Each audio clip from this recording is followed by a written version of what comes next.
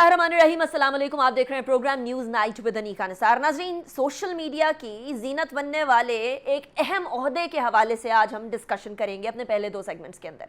बड़े दिनों से सोशल मीडिया के ऊपर चहमगोइयाँ चल रही हैं, कुछ नाम आ रहे हैं, कुछ नाम वापस लिए जा रहे हैं, कुछ कहा जा रहा है कि आपसी जो एक पेज की बात थी वो एक पेज से तब्दील होकर दो अलग अलग पेजेस पर या शायद दो अलग अलग किताबों तक भी मामला पहुंच गया है। कल रात एक अहम मुलाकात हुई, उस अहम मुलाकात के अंदर रात गए तक डिस्कशन चलती रही, मामला ना बन सका। आज दोपहर को भी डिस्कशन हुई, मामला अब तक हतमी तौर पर कोई फैसला ना हो सका। आज काबीना के अंदर प्राइम मिनिस्टर साहब ने ये बात कही कि हम लोग बड़े खुश उसलूबी के साथ मामलात को ठीक कर लेंगे। DGISI के हवाले से उनकी तैनाती, उनकी पोस्टिंग और नए DGISI के हवाले से जो चहमगोइयाँ चल रही हैं उनको कयास आराइयों को बंद किया जाए या इतनी तूल ना दी जाए, जो मामलात ख़राब हैं उनको सही कर लिया जाएगा। इंटरेस्टिंगली वज़ीर आज़म साहब की ये स्टेटमेंट कयास आराइयों को रोकने के लिए थी, लेकिन ये स्टेटमेंट ने कयास आराइयों में मजीद इजाफा कर दिया, इसलिए क्योंकि वज़ीर आज़म साहब का ये कहना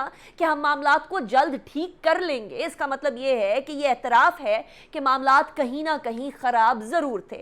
ये याद रहे कि ये एक इंस्टीट्यूशन है। पाकिस्तान फ़ौज दुनिया की आला तरीन फ़ौजों के अंदर से कंसिडर की जाती है और पाकिस्तान का इदारा ISI दुनिया की बेहतरीन इंटेलिजेंस एजेंसीज में से एक इंटेलिजेंस एजेंसी है। हम लोगों ने रिसेंटली वॉशिंगटन पोस्ट का एक आर्टिकल आपके सामने रखा, जहां ISI की कामयाबियों की वजह से CIA को अपने तमाम के तमाम एम्बेसीज में यह बात पहुंचाना पड़ी कि अपने जो एजेंट आप हायर कर रहे हैं उनको ध्यान से एजेंट्स को हायर करिएगा, क्योंकि पाकिस्तानी ISI ने तमाम के तमाम अमरीकी एजेंट्स को पकड़ लिया था और पकड़ के उनको कैफिर किरदार तक भी पहुंचा दिया था। इसको एक और मामले के साथ भी जोड़ा जा रहा है। आज 12 अक्टूबर 2021 है। आज से तकरीबन 2 दहाई पहले 12 अक्टूबर 99 को मुशर्रफ साहब ने नवाज शरीफ साहब की हुकूमत का तख्ता पलटा। इसको उस बात से भी मिलाने की कोशिश की जा रही है, खींच कूंच के किसी तरीके से फिट करने की कोशिश की जा रही है। ये याद रहे कि उस टाइम पर भी मामला जो है वो तैनातियों, तकर्रियों और पोस्टिंग्स के हवाले से हुआ था, और अब भी नोटिफिकेशन ना आना, हुकूमत की तरफ से इसके अंदर तूल जो है काम लेना, ये तमाम चीज़ें इसी वजह से शुरू हुई हैं। आज फवाद चौधरी साहब इंफॉर्मेशन मिनिस्टर ने DGISI के हवाले से क्या बात कही वो सुनिएगा। जनरल बाजवा और प्राइम मिनिस्टर साहब के आपस में बहुत ही करीबी और बहुत ही खुशगवार ताल्लुकात हैं। कभी भी प्राइम मिनिस्टर ऑफिस कुछ ऐसा हरगिज़ कदम नहीं उठाएगा जिससे पाकिस्तान की फ़ौज या पाकिस्तान के जो सिपाहसालार हैं उनकी इज़्ज़त में कमी हो, और नए DGISI की तकर्री के लिए जो कानूनी तरीका है वो इख्तियार किया जाएगा। उसके ऊपर भी दोनों का इत्तफाक राय है। बात तो ये बड़ी आइडियल है, लेकिन क्या ऐसा हो रहा है या नहीं, और बातचीत करने की इतनी लंबी ज़रूरत जबकि अनाउंसमेंट ऑलरेडी हो चुकी है। जो अभी के DGISI जनरल फैज़, उन्होंने 11 कोर यानी पेशावर वाले कोर में जाना है, और उसके बाद कोर 5 के जो core commander general Nadeem Anjum हैं उन्होंने DGISI के तौर पर आना है। क्या इसमें इश्यूज़ डेवलप हुए, इस हवाले से भी बात करेंगे। एक प्रोसीजरल इशू इतना ज़्यादा कंट्रोवर्शियल क्यों बन गया, जबकि कंट्रोवर्शियल नहीं बनना चाहिए है। उसूली तौर पर एक इंस्टीट्यूशन का जो वक़ार है उसको मौजूद रहना चाहिए पाकिस्तान के दिफा के लिए और पाकिस्तान की यकीनन इमेज के लिए। इस हवाले से हम बात करेंगे। हमारे साथ इस सेगमेंट के लिए मौजूद होंगे राना मुबशर साहब, सीनियर जर्नलिस्ट हैं। बहुत शुक्रिया राना मुबशर साहब, आपने ज्वाइन किया। इफ्तिखार अहमद साहब, सीनियर एनालिस्ट, सीनियर जर्नलिस्ट हमारे साथ मौजूद है। बहुत शुक्रिया इफ्तिखार अहमद साहब, आपने भी ज्वाइन किया। जनरल एजाज अमान साहब, वेरी सीनियर डिफेंस एनालिस्ट, बहुत शुक्रिया, आपने भी हमें ज्वाइन किया। एंड इस नेक्स्ट सेगमेंट के अंदर हमारे साथ ब्रिगेडियर हारिस नवाज साहब भी मौजूद होंगे। और आखिर में हम बात करेंगे कुछ बलोचिस्तान के अहवाल के हवाले से, जिसमें हमारे साथ लियाकत शाहवानी साहब, स्पोक्स पर्सन बलोचिस्तान गवर्नमेंट, भी मौजूद होंगे। जनरल साहब, सबसे पहले आपकी तरफ ही आते हैं। ये कई दिनों से कयास आराइयां चल रही हैं कि कुछ आपसी चपकलिश है, फिर उसके बाद आज काबीना के अंदर जब वजीर आजम साहब ने बात की तब भी जब बताना पड़ जाए कि नहीं नहीं हमारे मामला ठीक है, हम एक पेज पर हैं, हमारे ताल्लुकात बहुत अच्छे हैं, तो फिर अच्छे ताल्लुकात वाली बात के ऊपर कहीं ना कहीं शक होने लगता है। जनरल साहब, व्हाट इज गोइंग ऑन? देखो अनीका, बात यह है कि ये सोशल मीडिया का दौर है, अनएडिटेड मीडिया है, और इसमें किसी भी बात को उछाल दिया जाए तो वो उछाली जा सकती है। गुड रिलेशन या अच्छे ताल्लुकात, इनकी क्या डेफिनेशन है? मैं समझता हूँ इसकी एक ही डेफिनेशन है कि everyone is working according to the constitution of Pakistan, period. इससे ऊपर अच्छे ताल्लुकात क्या होते हैं? अगर किसी के जाती अच्छे ताल्लुकात हैं तो हुआ करें, as long as everyone is working within the framework of the constitution of Pakistan, ताल्लुकात अच्छे ही हैं और अदारे इसी एक फ्रेमवर्क के अंदर काम करते हैं। तो मेरे ख्याल में nobody has gone out of the constitution of Pakistan, कहीं भी कॉन्स्टिट्यूशन की वायलेशन नहीं हुई है। So anything which is with in the constitution is in good with a good spirit, good intention and nothing wrong. अच्छा जैन साहब, जो सारा मामला स्टार्ट हुआ था वो इस बात से स्टार्ट हुआ कि जी नोटिफिकेशन बेसिकली बड़ी देर हो गई है, नोटिफिकेशन पड़ा है, साइन नहीं हो रहा। नोटिफिकेशन में आप नॉर्मल भी देर सवेर इतनी हो जाती है, ये मामूल की बात है या इसके अंदर कोई गैर मामूली चीज है जिसकी वजह से कयास आराइयों ने जन्म लिया? देखें, जब आर्मी चीफ साहब का नोटिफिकेशन हुआ था सेकंड टाइम, तो उसमें कितना अरसा लगा था? मेरे ख्याल में उसमें तो 3 माह लग गए थे। तो नोटिफिकेशन करना इज अ प्रोसीजरल थिंग। एक अंडरस्टैंडिंग के साथ किसी अफसर को कहीं लगा देना इज येट अनदर। देखिए, आईएसआई में let's be very very clear and sure, I have been part of the institution of Pakistan army. I know कि मिलिट्री सेक्रेटरी ब्रांच ऑफिसर्स की ग्रूमिंग करती है कि किस अफसर से फ्यूचर में क्या काम लेना है या उसकी क्वालिफिकेशन किस अपॉइंटमेंट के लिए मौजू है। उसी एक्सपीरियंस को बेस करके वो आर्मी चीफ को एक प्रपोजल जनरल ऑफिसर्स की भेजते हैं कि जी ये अपॉइंटमेंट है, ये तब्दील होने वाली हैं, किसने कहाँ जाना है। अब जनरल फैज हमीद ने कमांड पे हर सूरत में जाना है और जाना था। उसकी वजह यह है कि 12 माह की कमांड के बाद एनुअल कॉन्फिडेंशियल रिपोर्ट, एक कमांड रिपोर्ट इज एसेंशियल अगर उन्होंने नेक्स्ट आर्मी चीफ के लिए कंसिडर होना है, जो कि होंगे क्योंकि वो सीनियरिटी में फॉल कर रहे हैं। अगर वो उसमें फॉल कर रहे हैं तो उन्होंने, मेरे ख्याल में उनका सीनियरिटी में चौथा नंबर होगा उस वक्त। इफ ऑल गोज वेल तो इंशाल्लाह on that day he will be 4th in seniority. Right. तो राणा साहब, अब आपने जनरल साहब की बात सुन ली है, कोई बड़ी बात नहीं है, कोई नॉर्मल बात। जी जनरल साहब कुछ कहना चाहते हैं? उनको 12 माह की कमांड, उनके लिए 12 माह की कमांड जरूरी है। राणा साहब, जब जनरल साहब कह रहे हैं कि मामूल की बात है, लेकिन हम लोगों को ये मालूम है कि हमारे मीडिया सर्कल्स के अंदर, social media is a different thing, लेकिन मीडिया सर्कल्स के अंदर भी कितनी खलबली मची हुई है। बहुत सारे नाम उभर कर आ रहे हैं कि शायद जो कुर्सी खाली होनी थी उस कुर्सी के ऊपर और बहुत सारे उम्मीदवारान मौजूद थे। हैविंग सेड दैट, ये वाला टाइम बड़ा इंपॉर्टेंट है, क्रूशल है। इस टाइम पर अफगानिस्तान के अंदर तालिबान ने अपना जो है पंजे गाड़ लिए हैं। अमेरिका के लिए पाकिस्तान का, अफगानिस्तान की जहाँ तक बात है वहाँ बड़ी इंपॉर्टेंस है पाकिस्तान की, लेकिन ताल्लुकात के हवाले से भी तनाव बढ़ रहा है। ये पोस्ट बड़ी इंपॉर्टेंट है। आप क्या इत्तेफाक करते हैं जनरल साहब से कि दिस इज समथिंग ऑर्डिनरी, कोई एक्स्ट्राऑर्डिनरी चीज़ नहीं है?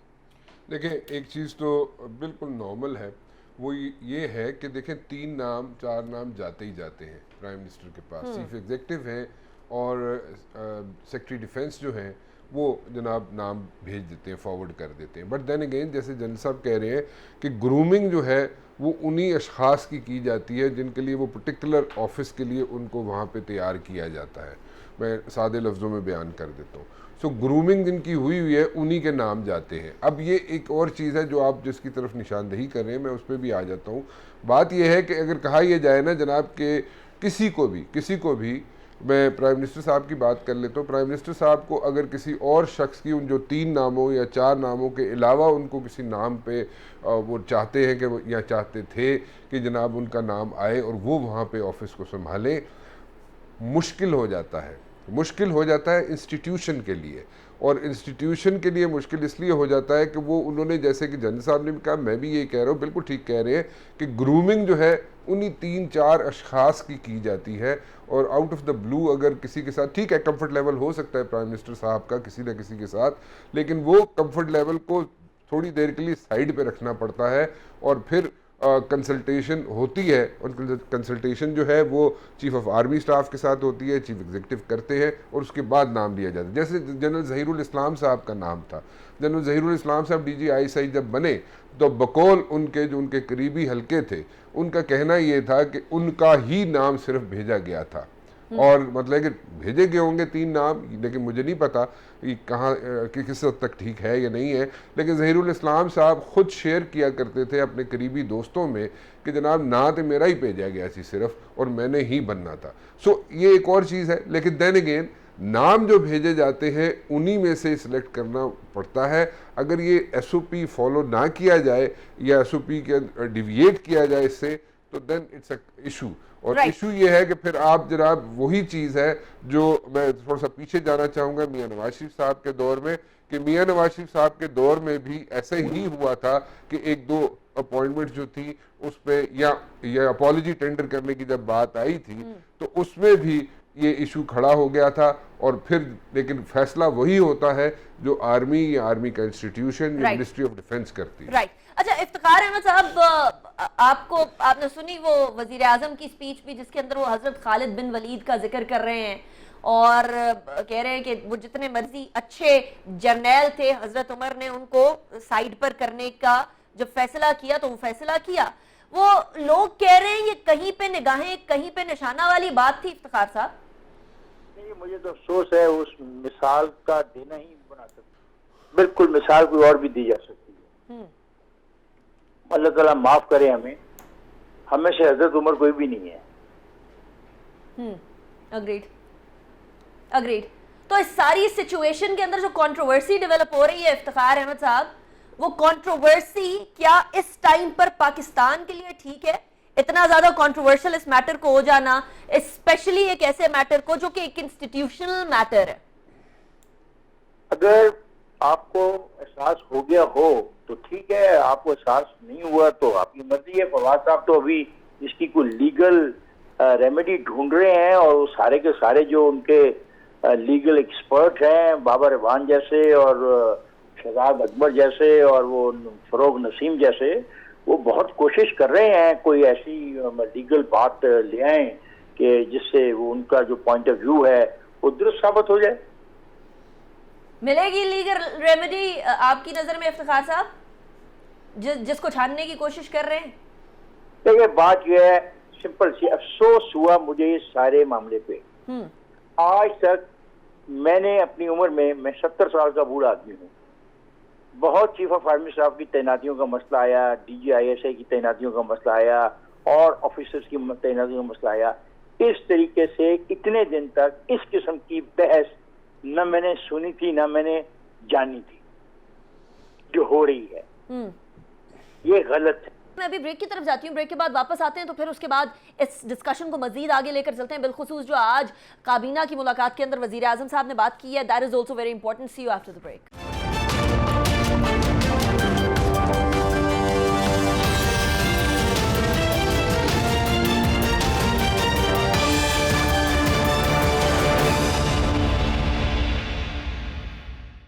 Welcome back after break. Break पे जाने से पहले जनरल एजाज अवान साहब ये तो फरमा रहे थे कि ये सारा प्रोसीजरल मैटर है और होना भी प्रोसीजरल मैटर ही चाहिए, लेकिन जब ये मामला प्रोसीजर से ज़्यादा बढ़ के रात गए मुलाकातों, फिर दोपहर को मुलाकातों, फिर नामों के अंदर इख्तलाफ तक पहुंच जाए तो यकीनन ये ज़बान ज़द-ए-आम बन जाता है। और जब बिलखुसूस काबीना के मेंबरान निजी महफिलों में बैठ कर इस हवाले से बात करने लगे तो फिर सवालात मज़ीद उठने लगते हैं। राना साहब, वैसे तो इस इशू को यहाँ तक पहुँचना ही नहीं चाहिए था, it should have been completely handle जिस तरीके से इससे पहले हैंडल होते रहे मामला, DGISI चेंज होते रहे, तकर्रियाँ होती रहीं, तैनातियाँ होती रहीं, पोस्टिंग्स होती रहीं, क्यों इतना ज़्यादा तूफान बपा किया गया इस बार या हुआ इस बार? चेंजेस आ गए ना जी, हमारे सारे इस सिनेरियो में हमारे मुल्क के अंदर, सारी दुनिया में भी चेंजेस आ चुके हैं। सोशल मीडिया एक्टिव हो चुका है। पिछले जो DGISI लगे या लगते रहे उन अदवार में सोशल मीडिया इतना एक्टिव नहीं था। ठीक है, इलेक्ट्रॉनिक मीडिया था, लेकिन इलेक्ट्रॉनिक मीडिया पे इतनी खुल के शायद बात ना होती हो या प्रिंट मीडिया में ना इतनी खुल के बात होती हो, लेकिन देन अगेन सोशल मीडिया इतना एक्टिव नहीं था, सोशल मीडिया एक्टिव हो चुका है और सोशल मीडिया के अंदर जो जो बातें होती हैं उनको आप रोक नहीं सकते, you can not stop them. Rana साहब, सोशल मीडिया पे बात ना होती ना अगर नोटिफिकेशन फौरी तौर पर आ जाता तो? ठीक कह रही हैं आप, आप गलत नहीं कह रही हैं, बिल्कुल आप सही कह रही हैं। टाइमली अगर नोटिफिकेशन हो जाता तो किसी को जनाब कोई यहाँ पे और कोई ना करता, ना सोशल मीडिया पे करता, ना हम लोग बैठ के कर रहे होते, कोई भी ना करता। बट देन अगेन ठीक है, कुछ रिजर्वेशंस हैं, मैं होंगी, डिस्कशंस हैं जो हो रही हैं, और मैं आपको फिर वही चीज़ रिपीट करूँगा कि होता वही है जो ग्रूमिंग हुई होती है, जिन लोगों की, जिन जनरल्स की ग्रूमिंग हुई होती है, जो नाम मिनिस्ट्री ऑफ डिफेंस या सेक्रेटरी डिफेंस भेजते हैं प्राइम मिनिस्टर साहब को, ठीक है, उस पर कंसल्टेशन ज़रूर होती है, क्योंकि अब डायनामिक्स चेंज हो चुके हैं और बहुत ज़्यादा चेंज हो चुके हैं और बड़े स्विफ्टली चेंज हुए हैं कि जो DGISI होते हैं वो बहुत पावरफुल पोस्ट हो गई है। पिछले अदवार में अगर देखा जाए तो उससे ज़्यादा पावरफुल हो चुकी है पोस्ट, और वो पॉलिटिकल जो गवर्नमेंट होती है उसके साथ भी और आर्म्ड फोर्सेस के साथ भी मिल के उसको चलाना होता है, उस DGISI को, जो भी हो। सो वो एक बड़ी इंपॉर्टेंट पोस्ट बन गई और बड़ी पावरफुल पोस्ट बन गई है। सो इसलिए दोनों तरफ से उनकी जो है बात करना या ब्रेनस्टॉर्मिंग करना या नामों पे डिस्कशन करना एक लाजमी अमर बन चुका है। राइट, ठीक। अच्छा इफ्तिखार अहमद साहब, ब्रेक पे जाने से पहले आपसे बात कर रहे थे, लाइन ड्रॉप हो गई थी। एक तो आपने अपनी गुफ्तगू मुकम्मल करनी है, वो भी कर लीजिएगा। दूसरा, वजीर आजम साहब ने आज काबीना में बैठ के फरमाया है कि कोई इतनी बड़ी बात नहीं है, this is just like a storm in a tea cup, और इसको बहुत ज्यादा तूल दिया जा रहा है सोशल मीडिया पर। यकीन है ना, मीडिया के ऊपर तो अब आके मामला डिस्कस होना स्टार्ट हुए, जब ये हम लोगों को काबीना के लोगों के जबानों से ये बात सुनाई देने लगी है तब। लेकिन क्या वजीर आजम साहब का, इफ्तिखार साहब, ये कहना कि हम इन मामलात को सही कर लेंगे, बहुत जल्द ठीक हो जाएंगे मामलात, ये इस बात की तरफ इशारा है कि ही इज एडमिटिंग कि मामलात गड़बड़ हुए? पहली बात है कि ये जो कुछ भी हो रहा है ये तस्लीम किया जा रहा है कि कुछ मामला गलत हुए, और ये भी तस्लीम किया जा रहा है कि जो DGISPR का जो प्रेस रिलीज था वो दुरुस्त नहीं था। ये दो बातें तो तस्लीम की जा रही हैं। अब इन दो बातों को तस्लीम करने के बाद ये भी कहा जाता है कि हम सेम पेज पर हैं। हाँ, दो किताबें हो सकती हैं जिसके सेम पेज हों, एक किताब के 2 पेज नहीं हो सकते, या एक किताब के 2 पेज हो सकते हैं, एक पेज पर सेम पेज पे नजर नहीं आ रहे। दूसरी बात जो मुझे जो अफसोस हो रहा है, देखें ये एक इस किस्म की चीज थी जिसको डिबेट ऐसी नहीं बननी चाहिए थी, ये मैं कह रहा हूं। बिकॉज आई बिलीव कि अगर इदारों के साथ यही सलूक हमने करना है और ईगो हमारी जो है वो अदारों से बड़ी हो जानी है, तो फिर खराबी बढ़ जाएगी। और ये जो सारी डिबेट है ये पर्सन स्पेसिफिक डिबेट हो रही है। काफी लंबी लिस्ट है, लोग यहाँ से इधर जा रहे हैं, इधर का इधर जा रहा है, इधर का इधर जा रहा है, इधर का इधर जा रहा है, तैनातियां हो रही है, लेकिन ये सारी डिबेट जो हो रही है ये पर्सन स्पेसिफिक हो रही है। ठीक, मुझे इस पे हैरानगी है कि वाई इज पर्सन स्पेसिफिक। क्या हमारे कोर कमांडर्स और हमारे जो सरबराहान हैं ये इतने आलम नहीं है, इतने तैयार नहीं है, इनकी इतनी ट्रेनिंग नहीं है, क्या हमें इन पे ट्रस्ट नहीं है? वन ऑफ द बेस्ट है इफ्तिखार साहब। लेकिन मुझे एक और बात बताइएगा, चाहिए पर्सन स्पेसिफिक गुफ्तगू होने के साथ साथ इफ्तिखार साहब इसको कंपेयर किया जा रहा है 2 दहाइयों पहले से, ये कंपैरिजन कहीं से बनता है? क्या मतलब 2 दहाइयों पहले से? मैं नहीं समझ पा रहा था। मुशर्रफ 2 दहाइयों पहले से, फिर उसके जवाब में एक प्राइम मिनिस्टर 3 दफा कर गया है, फिर नहीं कंपैरिजन बनता है इफ्तिखार साहब? मैं क्या कहूँ, आप अजीब बात कह रहे हैं मेरे एंकर साहबा। मैं कहता हूँ कि बनना नहीं चाहिए। ये प्राइम मिनिस्टर हाउस में बैठे हुए जो 2 प्राइम मिनिस्टर हाउस में बैठे जो प्राइम मिनिस्टर के दोस्त हैं, ये वो कहते हैं जी फाइलें, ये फाइल इतने अच्छे से पढ़ी थी, हमने नहीं मानना, हम फैसला करेंगे। देखें, फिर इनके सुपरमेसी ऑफ द कॉन्स्टिट्यूशन और जो खातून है मरियम, उसकी सुपरमेसी ऑफ कॉन्स्टिट्यूशन में फर्क फिर क्या है? ये भी कह रहे हैं कि वोट को इज्जत दो, और वोट को इज्जत इसलिए दो कि वोट से आने वाले प्राइम मिनिस्टर के फैसले को इज्जत दो। वो भी ये कहती है वोट को इज्जत दो और वोट के बनने वाले प्राइम मिनिस्टर को इज्जत दो। यही है ना डिबेट। तो क्या किसी तरीके से ये डिबेट जो मरियम नवाज शरीफ का जो बयानिया था, ये बयानिया ऑन कर लिया है इमरान खान ने और उसके साथियों ने? इंपॉर्टेंट क्वेश्चन राणा साहब, ये बयानिया अपना लिए इमरान खान साहब ने, उनके साथियों ने, या these are 2 different things? 180 degree पे डिफरेंट चीजें हैं। कैसे 180 पे डिफरेंट है? नहीं, मैं तो राणा साहब से पूछ रही हूँ ना इफ्तिखार साहब, आपकी नजर में तो सेम है ना, पता नहीं राणा साहब की नजर में सेम है या नहीं है? देखिए, डिफरेंस ऑफ ओपिनियन है, उसमें मैं कंफर्ट लेवल की बात करूंगा दोबारा कि प्राइम मिनिस्टर का कंफर्ट लेवल किसके साथ है। ठीक है जी, कौन से शख्स हैं या कौन से जनरल साहब हैं जिनके साथ प्राइम मिनिस्टर साहब का कंफर्ट लेवल है। वो अपने कंफर्ट लेवल को वो देख रहे हैं, वो आइंदा आने वाले इलेक्शंस को देख रहे हैं, वो आइंदा आने वाले साल को देख रहे हैं। रुक जाए राणा साहब, ये रुक जाए। एक मिनट इफ्तिखार साहब, लेट मी कंप्लीट मसल। वो क्योंकि वो इम्पोर्टेंट हो गया इफ्तिखार साहब, क्योंकि जो पोस्ट है, जो ऑफिस है DGISI की, वो बड़ी इंपॉर्टेंट और पावरफुल हो चुकी है। इसलिए मैं गुजारिश कर रहा हूँ कि वहाँ पे कंफर्ट लेवल की बात भी आना शुरू हो गई है। इसलिए ये सारी डिबेट हुई, इसलिए ये सारा डिले हुआ, और उसमें कोई ऐसी बात नहीं। लेवल को बीच में घसीटा क्यों जा रहा है? मेरे साथ अभी ब्रिगेडियर हारिस नवाज साहब भी हैं। लेकिन इफ्तिखार साहब, आप प्लीज अपनी बात कंप्लीट करें विद योर। मैं ब्रिगेडियर हारिस नवाज साहब को ही शामिल गुफ्तगू कर लूं, फिर मैं इफ्तिखार साहब की तरफ भी जाती हूँ। ब्रिगेडियर हारिस नवाज साहब, ये चहम गोइयां, ये शहर इख्तदार के अंदर आग की तरह फैल जाने वाली खबरें, ये मुलाकातें, अभी थोड़ी देर पहले इफ्तिखार साहब जो फरमा रहे थे कि ये बात होनी ही नहीं चाहिए, अफसोस होता है इस बात पर, वो सब चीजें अपनी जगह पर मौजूद, लेकिन क्या किसी तरीके से जो कंफर्ट लेवल हमारा होना चाहिए, ये कहीं इस पोस्ट को, जो पोस्ट एक बहुत अहम और पाकिस्तान की सालमियत और बका के लिए बड़ी अहम पोस्ट है, उसको कंट्रोवर्शियल तो नहीं कर देगा? नहीं, मैं देखें बड़े अच्छे से गवर्नमेंट की और आर्मी की बहुत अच्छी सिनर्जी चल रही है। हर लम्हा पे, हर मौके पे हुकूमी अदार को जो मिनिस्टर भी कहते रहे हैं कि हम एक पेज पर हैं। ये देखें, ये जो अभी पोस्टिंग है, DGIC की पोस्टिंग कोर हेडक्वार्टर में एज ए कोर कमांडर, ये आर्मी चीफ को पता है कि कितनी इम्पोर्टेंट है हर कोर कमांडर 3 स्टार के लिए। They have to command core and then they have to go for staff.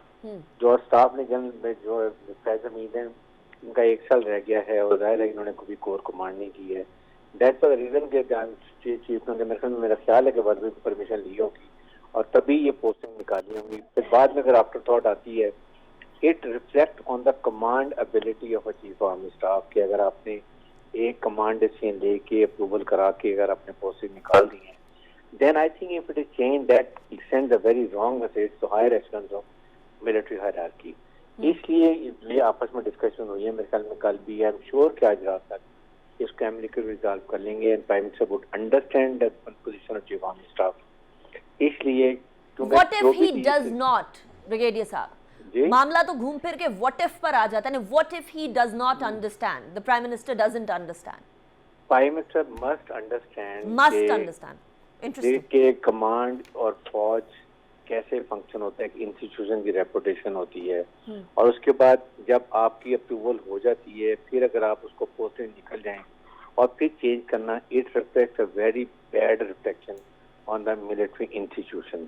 इसलिए chief army staff, I am sure के प्राइम मिनिस्टर से बात की होगी और ये आज hopefully this should be resolve immediately. बड़ा इंपॉर्टेंट पॉइंट है जो ब्रिगेडियर हारिस रेज कर रहे हैं। मस्ट, वो जो मस्ट का लफ्ज है मेरे जहन में तो वो जो है वो अक्स कर गया है। इफ्तिखार साहब, closing remarks.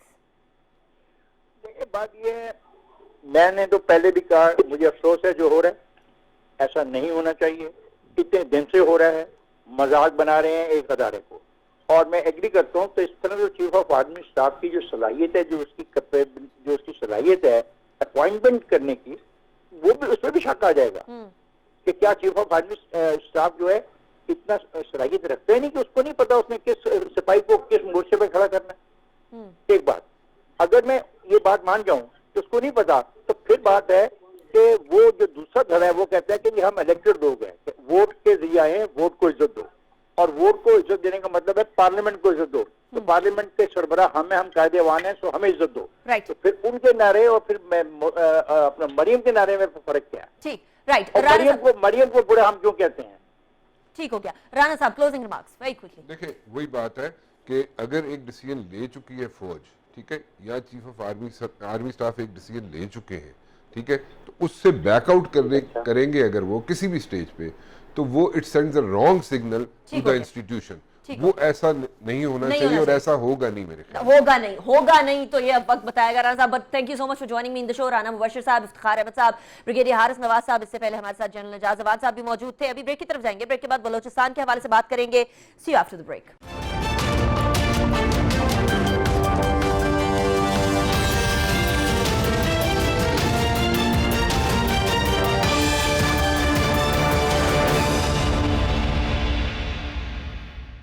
Welcome back after the break. Break पे जाने से पहले हम बात कर रहे थे एक अहम मौजू के हवाले से, जिसको शायद इतना आम तौर पर और इतना कंट्रोवर्शियल होकर डिस्कस नहीं होना चाहिए था। लेकिन एक और कंट्रोवर्सी की तरफ बढ़ते हैं। रकबे के लिहाज से पाकिस्तान के सबसे बड़े सूबे बलूचिस्तान के अंदर हुकूमत अभी बड़े ही कच्चे धागे से बंधी हुई है, क्योंकि हुकूमत के हवाले से, चीफ मिनिस्टर के हवाले से एक अदम एतमाद की तहरीक सामने आ चुकी है, जिसके अंदर 14 अराकीन, जिसके अंदर से 11 अपने ही हुकूमती अराकीन हैं, उन्होंने साइन कर दिया हुआ है। ये याद रहे कि बलूचिस्तान असेंबली के अंदर 65 लोग हैं, टोटल नशिस्तें हैं, और इन 65 के अंदर से 33 नशिस्तें चाहिए हैं किसी भी चीफ मिनिस्टर को टॉपल करने की। तो 14 ये लोग हो गए, 14 अराकीन के अलावा टोटल जो है वो तकरीबन 19 और अराकीन की ज़रूरत है। इन 19 अराकीन को अगर ये पूरी कर लें, जो अपोजिशन चल रही है चीफ मिनिस्टर जाम कमाल की, तो फिर कुछ ना कुछ हो सकता है। लेकिन हमारे साथ लियाकत शाहवानी साहब मौजूद हैं, बलूचिस्तान हुकूमत के स्पोक्स पर्सन हैं।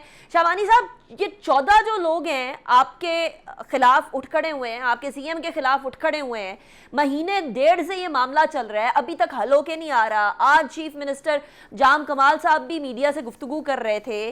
क्या चल रहा है? What is going on in Balochistan Shahwani साहब? हमारे 14 दोस्त, जिनमें 11 बलूचिस्तान अवामी पार्टी के हैं, 2 बीएनपी अवामी हमारे कोलिशन पार्टनर उनके हैं। इनके कुछ ग्रीवेंसेस हैं और ये इन सब के अभी नहीं है। कुद्दूस बजीर साहब का आपने जिक्र किया, पास्ट में एक आध बार जो है वो खुद मीडिया पे अपीयर होकर अपने ग्रीवेंसेस का उन्होंने जिक्र किया, तो उसको एड्रेस कर दिया गया था और तमाम मामला बिल्कुल ठीक चल रहे थे। अब जाके ये 1 महीने से ये एक इशू सामने आया है और हम कोशिश कर रहे हैं कि चूंकि हमारे ही दोस्त हैं, एक घर का मामला है, एक ही जमात का मामला है, आपस में कोलिशन पार्टनर भी हैं, हमारे अपने दोस्त भी हैं, तो इनको हम मना लेंगे। और बनाने शाहवानी साहब, अगर इनके ग्रीवेंसेस को हल कर लिया गया होता तो ये एक बार फिर तो ना आ जाते ना मैदान के अंदर जाम कमाल साहब के खिलाफ?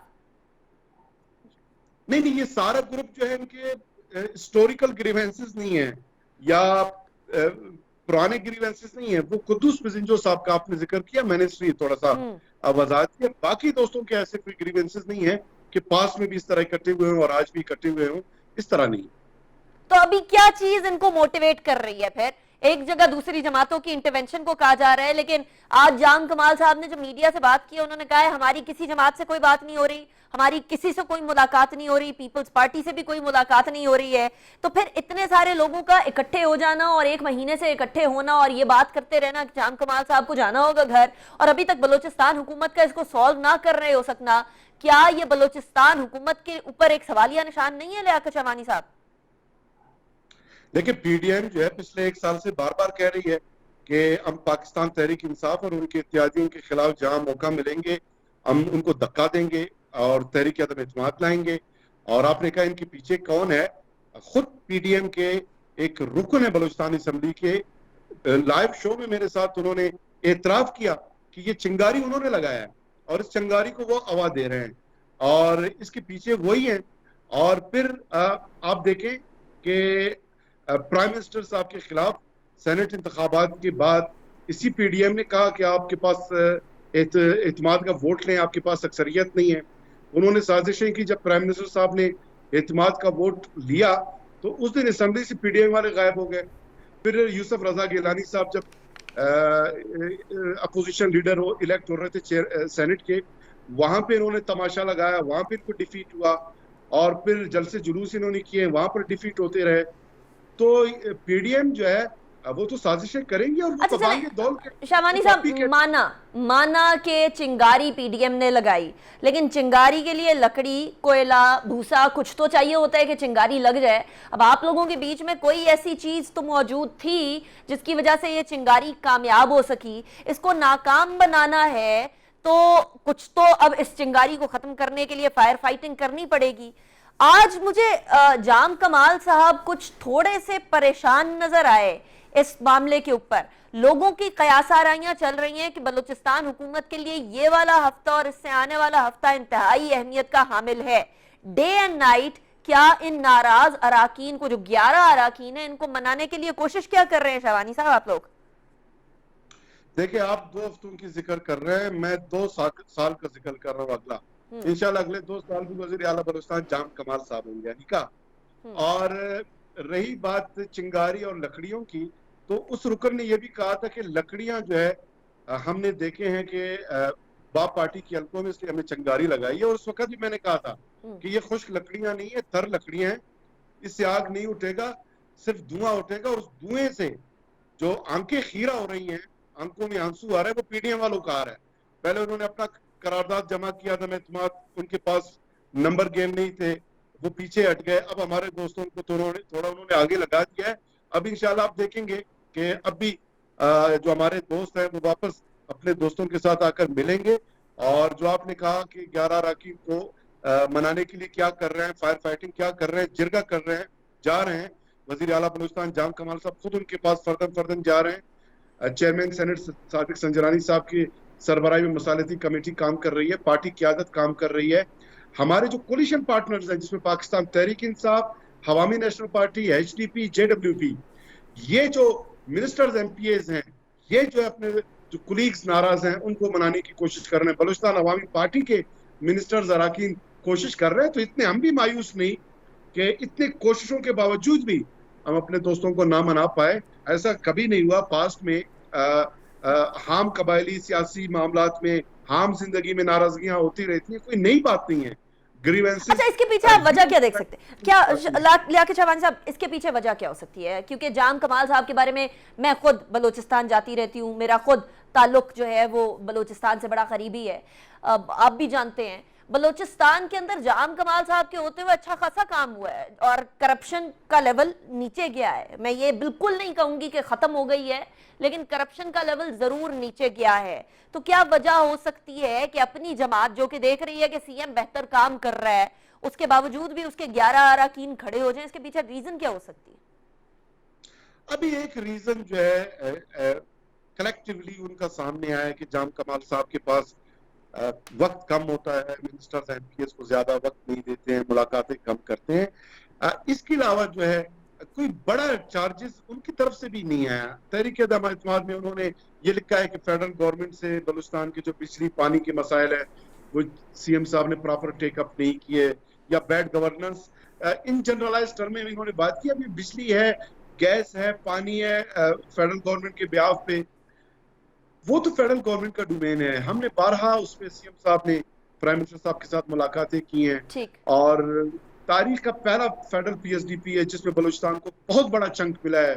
CPEC के जो प्रोजेक्ट्स है वो तो अभी इस गवर्नमेंट में शुरू हुए हैं, चीफ मिनिस्टर साहब और इमरान खान साहब के एफर्ट्स की वजह से। ये तो शुरू ही हुए थे, ये सारे वही नजरअंदाज कर रहे हैं।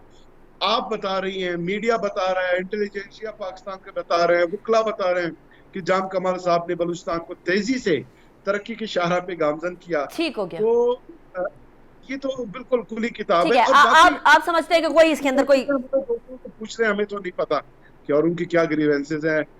मैं तो समझता हूँ कि आज नहीं, अगर आपको पता नहीं है उनके क्या ग्रीवेंसेस हैं, फिर लियाकत शहबानी साहब फिर हल कैसे निकलेगा? ये बड़ा एक फिर मुअम्मा बन गया ना। जो उन्होंने एक आध ग्रीवेंसेस बताए हैं उसके लिए हमने उसके अंदर इतना कोई वजन नहीं है। ठीक है लियाकत शहबानी साहब, थैंक यू सो मच। मेरे शो का वक्त खत्म हो गया, लेकिन इसको will discuss it for another time as well. बहुत शुक्रिया, लियाकत शहबानी साहब हमारे साथ मौजूद थे। इससे पहले हमारे साथ पहले सेगमेंट्स के लिए राना मुबश्शिर साहब, इफ्तिखार अहमद साहब, ब्रिगेडियर हारिस नवाज साहब, जनरल एजाज अवान साहब सारे मौजूद थे। आप तमाम का भी बहुत शुक्रिया। अनीका निसार को आज के शो के तवस्सुत से इजाजत दीजिए। अपना बहुत ख्याल रखिएगा, इस दुआ के साथ कि हर मौके पे, हर लम्हे में पाकिस्तान फले फूले, आगे बढ़े और तरक्की करे। अल्लाह हाफिज़ नासिर।